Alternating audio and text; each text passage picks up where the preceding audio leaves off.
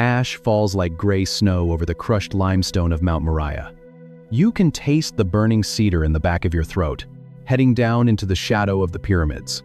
A starving family migrates to Goshen for food, and stays until their descendants are building mud bricks. Then here, in the shadow of the ziggurats, they are entirely alone. But then a storm blows in from the north. A priest named Ezekiel stands in the foreign dirt. He is 30 years old, the exact age he should have entered the temple to begin his life's work. But there is no temple. There is only sand and grief and the mocking voices of their captors. Then the sky tears open. Ezekiel does not see a static building. He sees a throne on wheels. He sees living creatures and flashes of lightning and massive, intersecting wheels covered in eyes, moving with impossible speed across the earth.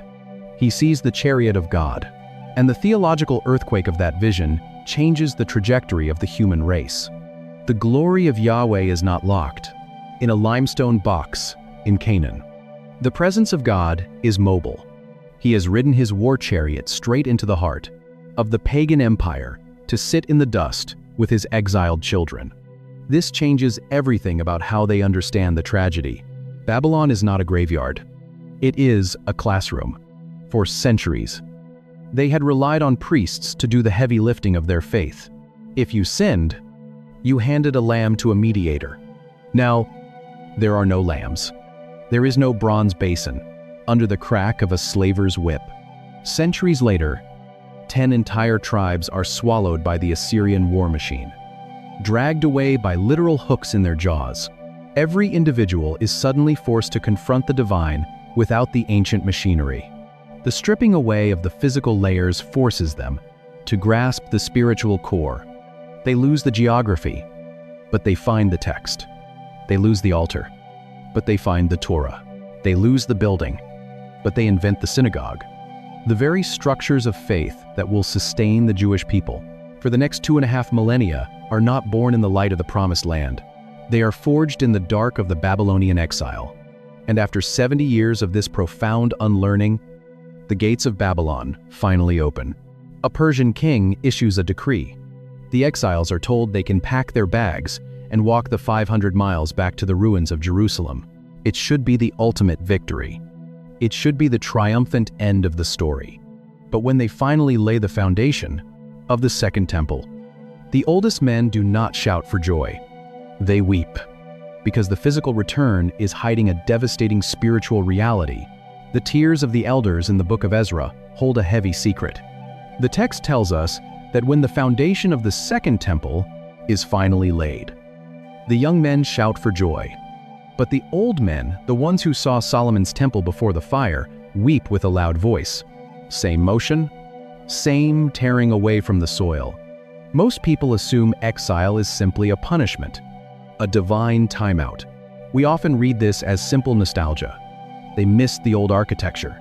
They missed the gold plating and the sheer scale of the limestone that was lost. But their grief is not about masonry. It is about absence. The physical return was not the end of the exile. It was the beginning of the spiritual one. Look closely at the prophetic texts written after the Babylonian return. Look at Malachi, Haggai, Zechariah. The people are back in the zip code. They have planted vineyards in the rocky soil.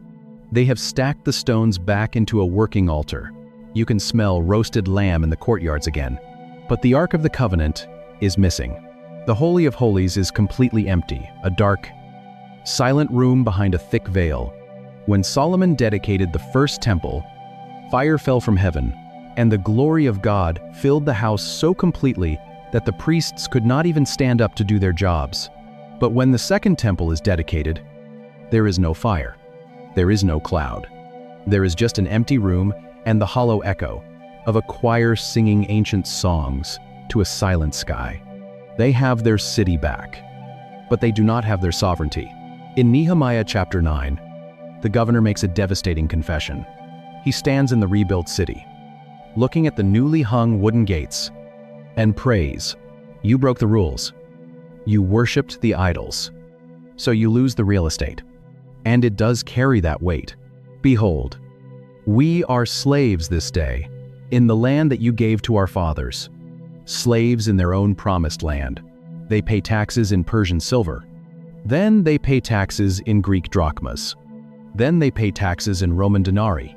They are living in the inheritance of Abraham, but they are living as tenants.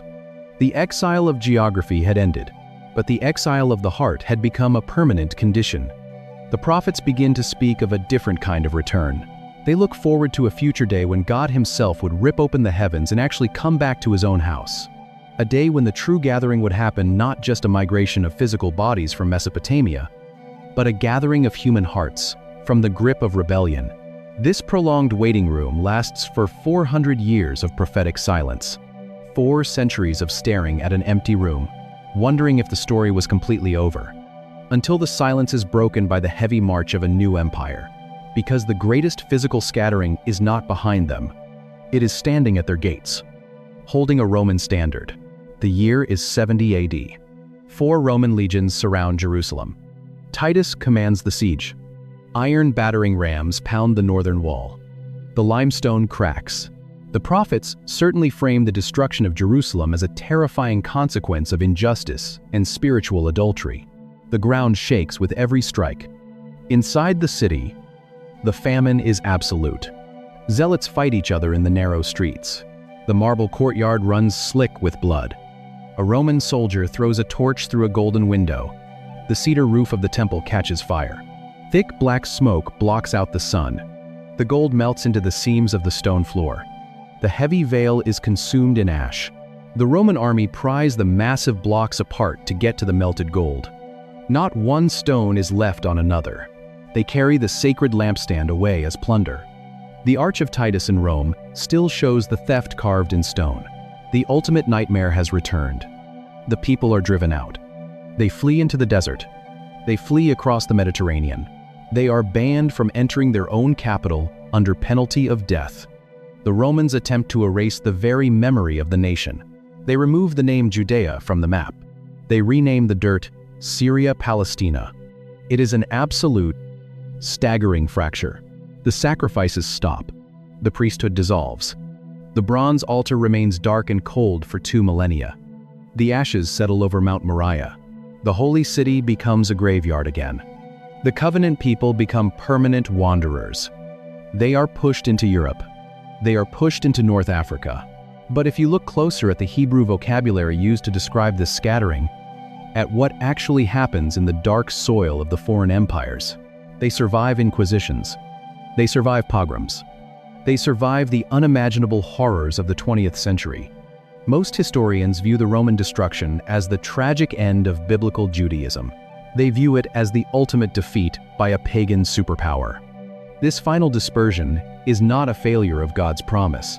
It is the global distribution of His word. Without a physical building, the text becomes the sanctuary. They carry the Torah scrolls in their arms. They carry the Hebrew language in their mouths. They carry the Sabbath in their rhythm of time. They build synagogues in every corner of the Roman Empire. The physical geography is gone. The portable homeland is born. They learn to worship in the scattering. And the followers of the resurrected Jewish Messiah are scattered right alongside them. Persecution drives the early Christians out of the ruins of Jerusalem. They walk the paved Roman roads. They board the merchant ships. They carry the story of the empty tomb to the Greek philosophers. They carry it to the slaves in Caesar's household. Rome tries to bury the movement under the ashes of the temple. Rome only succeeds in planting it across the known world. But this 2,000-year exile from the physical land is pointing to a much larger reality. The historical displacement of Israel is a mirror. They are dragged into you. Start to see something the punishment reading completely misses. Exile is not a divine eviction notice. It is an extraction. It reflects a deeper, more devastating banishment. A banishment that has nothing to do with the Middle East. A banishment you are living in right now. We are a species defined by a strange, unshakable homesickness. You can feel it in the quiet moments when the distractions run out. It is the physical weight sitting in your chest when you are surrounded by people you know but feel entirely isolated. It is the hollow ache at 2 in the morning, staring at the cold blue glare of a screen, wondering why acquiring everything the modern world offers still feels like standing on the outside of a locked gate. The biblical narrative insists that this feeling is not a modern phenomenon. This homesickness is not a psychological glitch. It is a theological diagnosis. Every historical scattering of Israel, from the wet mud of Goshen to the charred ashes of Jerusalem, is a macro projection of the micro-reality happening inside the human heart. We are all living east of Eden. We are all wandering through a foreign empire, trying desperately to build a permanent home in a temporary reality. When humanity rebelled in the garden, the consequence was not a simple loss of real estate. It was a profound displacement. We were driven out of the presence of the divine. We experienced the ultimate gala. We were stripped of our covering, exposed to the harsh elements. We treat exile as a failure of the system. We read the stories of Israel being carried off, and we treat it as a pause of a broken world, left shivering in the dark. And we have spent every century since trying to medicate the exile. We try to buy enough property, or acquire enough status, or build thick enough walls to make the foreign soil feel like the promised land. We construct our own little temples of success. We bow down to the modern equivalents of the Babylonian gods' comfort, wealth, autonomy, hoping they will grant us a sense of permanence. We try to drown out the quiet realization of our own mortality with the relentless, deafening noise of our culture. But the architecture of our personal empires always eventually crumbles. A diagnosis comes back from the doctor. A relationship shatters. A career collapses. The thick cedar roofs we built to protect ourselves catch fire. And suddenly, we are sitting by the rivers of our own Babylons, holding slack harps, weeping for what was lost. But the ancient pattern remains perfectly intact. The collapse of your personal empire is not a divine eviction. It is an extraction. When the physical comforts are violently stripped away, the spiritual reality is finally exposed. When you lose the illusion of control, you are finally in a position to be found. The painful displacement is the exact mechanism God uses to separate you from the idols that are quietly starving your soul. Because the ultimate rescue operation does not end with humanity finding in the real narrative. But the exile is not a pause in the story. It is the crucible where the most vital parts, its own way back to the garden. It ends with the gardener walking out into the wasteland. A family was driven from the garden, and the promise of a crushing seed went with them. A favored son was sold into Egyptian darkness, and a starving world was kept alive. A generation was crushed into the mud bricks of Pharaoh, and a unified nation walked through the sea. 10 tribes were dragged away by Assyrian hooks, and the terrifying truth of the prophets was permanently validated. A broken kingdom wept by the rivers of Babylon, and the foundational structures of the faith were forged in the dust. A rebuilt temple stood completely empty, and a hunger for the true king was incubated in the silence. The massive stones of Jerusalem were smashed by Rome, and the words of the covenant were planted across the entire globe. Same, stripping away. Same God. But maybe the part that stays with me most is the harps hanging in the willow trees. A congregation of broken people sitting by the heavy water of the Chebar Canal, refusing to sing because their geography had been violently taken, of the faith are actually forged. To feel the weight of this pattern, you have to step into the mindset of the ancient Near East. They thought the silence of the foreign land meant God had abandoned the story. They didn't know. The fiery wheels of his chariot were already tearing through the northern sky to sit with them in the sand. If you are in a season where your personal architecture is crumbling, if the comfort you relied on has been removed, and you feel like you have been carried away captive into a life you did not choose, do not mistake the loss of your building for the absence of your God. Gala. The stripping away is not an eviction notice. It is an extraction. He is removing the layers of the masonry so you can finally touch the divine. If this shifted something in your perspective today, subscribe. Leave a comment. Even one word helps. Share this with someone who feels like they are wandering through their own exile right now. Pray for us as we keep digging into these texts. And may the God who leaves the temple to sit with his exiles in the dust meet you in the ashes of your scattering, and build something inside of you that could never have been forged in the light. The heat radiating from the collapsed walls is enough to blister skin. A king stumbles down a broken road. He is not walking toward a throne. In the ancient world, geography was theology. Gods were regional. Marduk ruled Babylon. Chemosh ruled Moab. Yahweh ruled Jerusalem. The temple was not a metaphor. It was the literal, physical footstool of the deity. So when the temple burns and the people are chained and marched 500 miles away, the theological crisis is worse than the physical one. If we are not in the land, where is God? If we do not have the bronze altar, how do we speak to him? Does he even exist outside the borders of Judah? The answer changes the entire trajectory of the Bible. To find that answer, you have to start with a single, highly unusual Hebrew root word, because the word the ancient text uses for this traumatic uprooting does not mean to be cast away. Open the heavy parchment scroll of 2 Kings. Look at the ink on chapter 25. Verse 21. The 18-month siege is over. The famine has hollowed out the city. The limestone walls are completely breached. And the historian summarizes a horrific national trauma in a single, devastating sentence. So Judah went into exile out of its land. He is bound in heavy bronze fetters, dragging his feet in the dust. His eyes have just been gouged out by a Babylonian executioner. The English translations almost always say exiled. Sometimes they say carried away captive. The word implies geography. It implies movement from point A to point B. But the Hebrew word underneath the English text is galah, and it is a word that holds a terrifying duality. It appears over 100 times in the ancient texts. Its primary, literal meaning has nothing to do with travel. It means to strip bare. It means to make naked. It means to violently remove the cover from something that was hidden. When a person takes off a heavy coat, the Hebrew root is galah. When Noah lies naked and drunk in his tent, the text says he is gala. When a soldier uncovers a leather shield for battle, he is gala. It is fundamentally an act of physical exposure.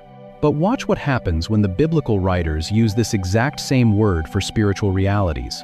In 1 Samuel chapter 9, God whispers a hidden truth to a prophet.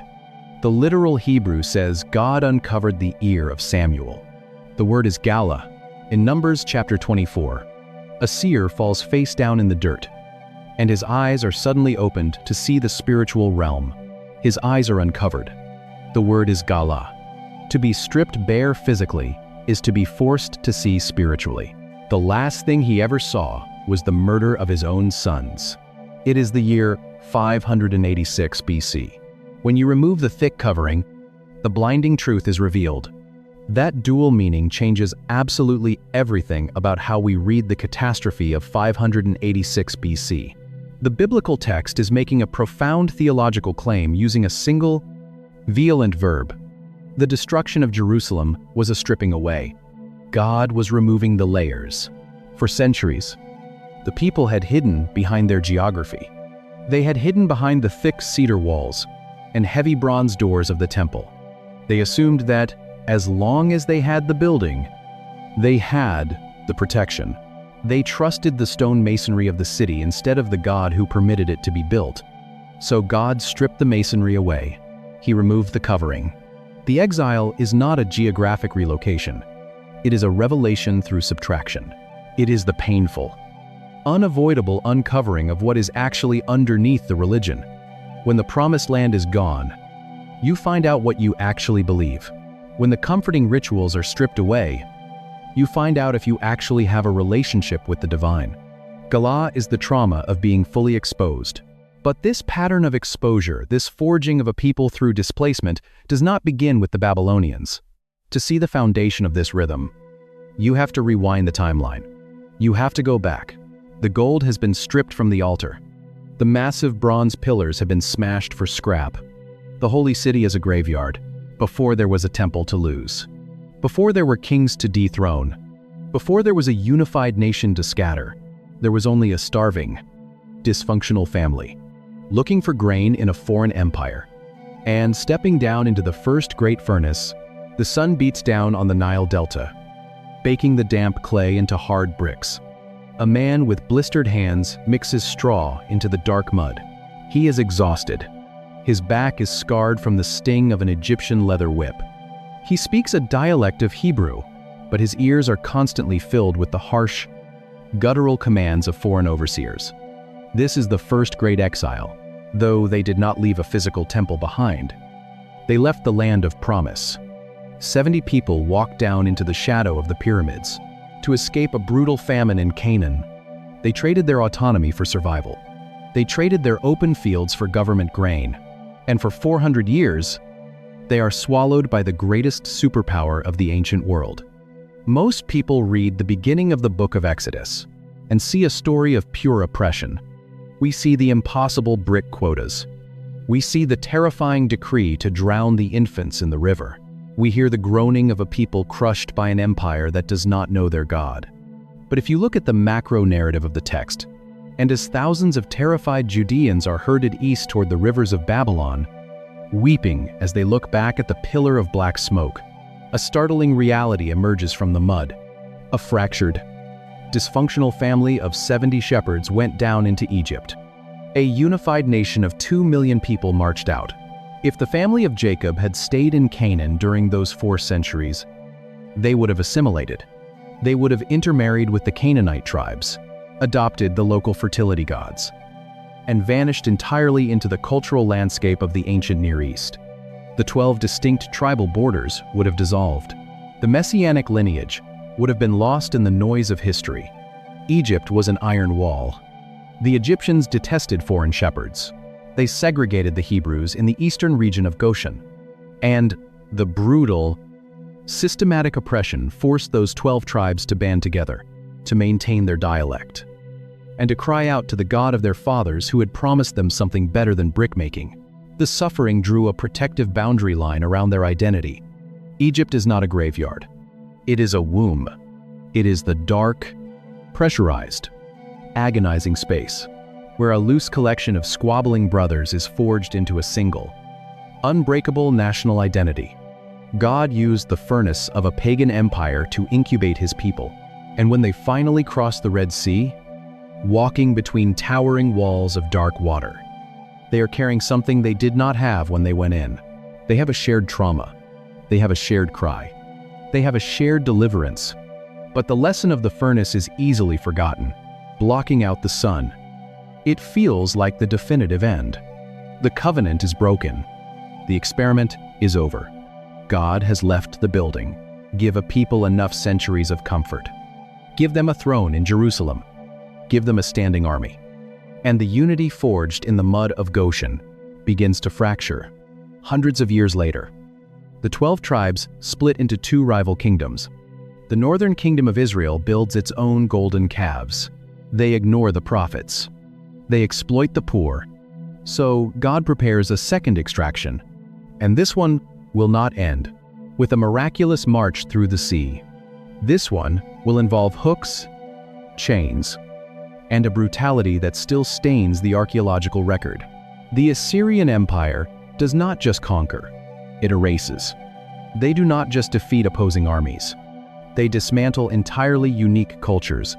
In 722 BC, the northern kingdom of Israel collapses. Samaria falls. The limestone gates are smashed. The altars are shattered. 10 distinct tribes of Israel are dragged into the dark. They are chained together. They are marched hundreds of miles across unforgiving terrain. Assyrian reliefs, carved into stone monuments, show the terrifying reality of their foreign policy.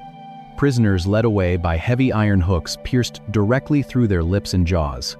Families carrying bags of dirt from their own ruined homes. A systematic, calculated deportation of human beings. The Assyrian war machine weaponized geography. When you want to break a rebellion, you do not just kill a rival king. You break the collective memory of his people. But this march into the unknown is not an anomaly. It is a rhythm. A man and woman are driven out of a garden in Eden. You pull their historical roots out of the soil. You shuffle the demographic deck of the ancient world. You scatter the captives across dozens of foreign provinces. You force them to intermarry. You force them to speak a foreign dialect. You cannot rebel if you do not remember who you are. The Assyrian conquest is not a relocation. It is an obliteration. If feeling the raw, historical weight of these ancient texts changes how you read your Bible, you're exactly who this channel is for. Drop a thought in the comments and hit subscribe. Because every week, we dig past the English translation to find the truth hiding underneath. So, the 10 northern tribes vanish into the dust. They dissolve into the vast genetic pool of the ancient Near East. They become the lost tribes. They become the ultimate cautionary tale, the phantom limb of the covenant. But the southern kingdom of Judah watches this happen. They stand on the walls of Jerusalem. They see the thick black smoke of Samaria rising on the northern horizon. They take in the desperate refugees bleeding at their gates. But they do not learn the lesson of the stripping bare. They look at their massive stone temple. They look at the royal descendants of David sitting comfortably on the throne. They look at the bronze altar and the gold-plated sanctuary. An angel with a flaming sword barring the gate. A favored teenager is pulled from a dry cistern and sold to a Midianite caravan. They assume they hold an unconditional immunity. They assume Yahweh will never let his own house be touched. They assume the presence of God is permanently locked to a single zip code. A century passes. The Assyrian Empire finally falls. A new superpower rises in the east. And a prophet named Jeremiah begins screaming in the streets of Jerusalem. He tells them their building will not save them. He tells them their geography is not a shield. Because the ultimate extraction is about to begin. The Babylonians are coming. And they are not just coming for the people. They are coming for the theology itself. Sit by the mud of the Chebar Canal. The water is dark and heavy. Moving sluggishly through the flat Mesopotamian plains, you can taste the bitter dust of the empire on the wind. A congregation of broken people sits on the damp banks. They hold wooden harps with slack strings. They hang those instruments in the branches of the weeping willows. The wind blows through the wood, but there is no music. How shall we sing the Lord's song in a foreign land? It is the great lament of Psalm 137. It is the sound of a theology collapsing. If God only lives in Jerusalem,